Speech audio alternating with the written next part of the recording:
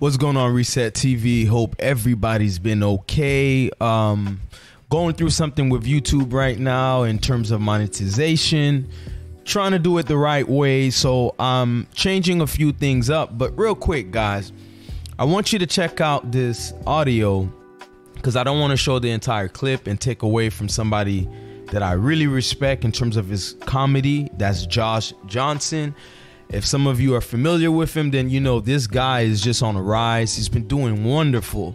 And man, I really enjoy his content. But I thought, in my humble opinion, he framed and put into perspective the Drake versus Kendrick beef in its entirety in terms of context and explanation of why there's a difference, and especially because of why Kendrick was accepted with his take on how he feels about Drake. And before I go on and on, if you're new to my channel, help me break this algorithm. I'm just trying to grow, guys, and give you guys great content. But I want you to check this clip out, the audio rather, and we'll come back with the commentary because this was spot on. And I think it's a learning moment. I really hope you guys check it out, man. Because the thing that Kendrick gives, at least to me, the thing that Nipsey gave, at least to me, and the thing that Kobe gives to a certain degree is an appreciation and a strengthening of community. Community is very important. And just because you're not a member of a particular community doesn't mean you can't help, doesn't mean you can't feel a part of it. But if you're in a community, it's important to give back. I think that's the thing I'm trying to establish, right? Is that if you're a part of a community, it's important to give back, right? Which is why, outside of any colorism, outside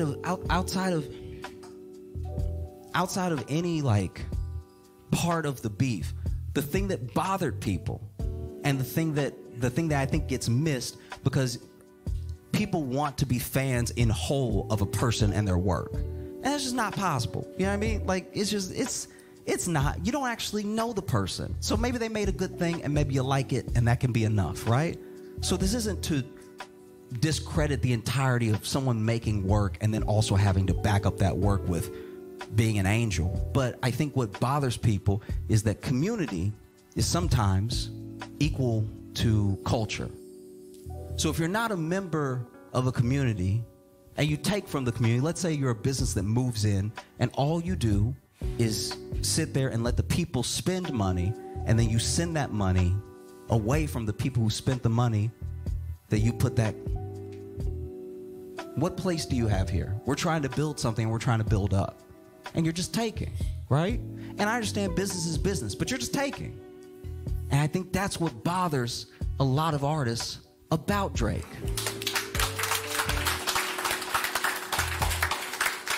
It's not that he's light skinned, whatever. It's literally, I promise you, it's the fact that you're not actually trying to be or in the community, but you take, and what do you give? You're a billionaire unto yourself. Who else did you get out the house? Because Nipsey did so much, and he did it, and he left with a net worth of $8 million. How many hundreds of millions? How many hundreds of millions does Drake have? And I'm not telling anybody how to spend their money. I'm just saying that when we look at who's doing what and when they're doing it, you got a lot left. So when you have a concert like that, right? When you have a concert that's a day of liberation and you've grabbed all of these different sections out of LA, like you gotta understand what it is. There you have it. And as much as I like Drake, even, you know, Drake from his inception as an artist, not Degrassi Drake, I never really checked that out. But even going back to comeback season, I don't know what it is about an underdog or somebody that's, you know, underground per se, basically on the come up, whether poor or not, you feel me? Just the fact that they're starting something, I always root for them. That's just me. And I like seeing Drake, you know, become a national sensation. Credit, of course, due to Lil Wayne. Lil Wayne was my favorite artist for many years, probably still is. And therefore, it gave me, I'll say, a chance to check out Drake more and more, especially back in 07, 08, 09, etc. And I like Drake, but you would see him evolving into something that I've never been about, right? So to the Drake stans, and I don't mean to be derogatory with my statements, but to you guys who blindly just root for Drake for whatever reason it is, I would have you really take to heart what Josh had to say and understand the difference with a man being above his moniker, you know, as a rapper, as this brand, that brand per se. And there's a humanistic element to a man or woman, that is, that makes you more attached to them than what they're known for. In Drake's case, his rap. For instance, a Kendrick, you don't have to like him or not, but I think one could easily say, in terms of the difference between Kendrick and Drake, that Kendrick seems more involved with the culture. There's more evidence what he's given back. And I'm sure Drake has done certain things, but it wasn't so genuine, and we don't see anything on a grand scheme. And to Josh's credit, he's not telling per se rich people how to spend their money, but there's a difference.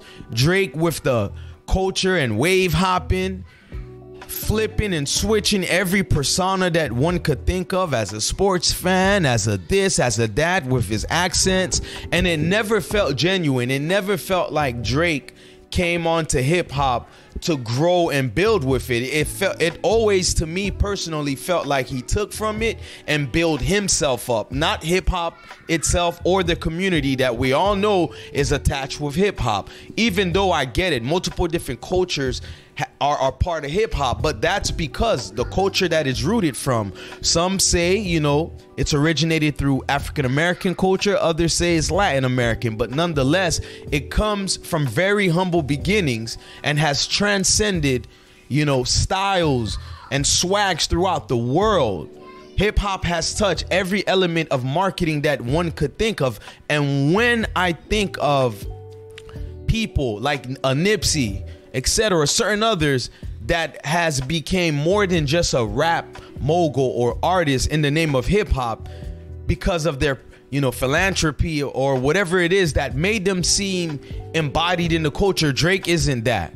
I know that was a long way to answer that, but I'm just saying Drake is just not that. So shout out to Josh, man, for a great take on that. I mean, I think that was one of the most accurate takes I have heard about Drake, you know, in general. And mind you, when I had previous takes, I got killed. Well, I can't say that word, but I got slandered. I was basically attacked from my real honest opinions. Mind you, not coming from a Drake hater, an actual Drake fan. And I've separated myself as I've seen him evolve into the likings of things that I'm not with, if you get what I'm saying. So if you like this clip, guys, do me a favor. I really could use it.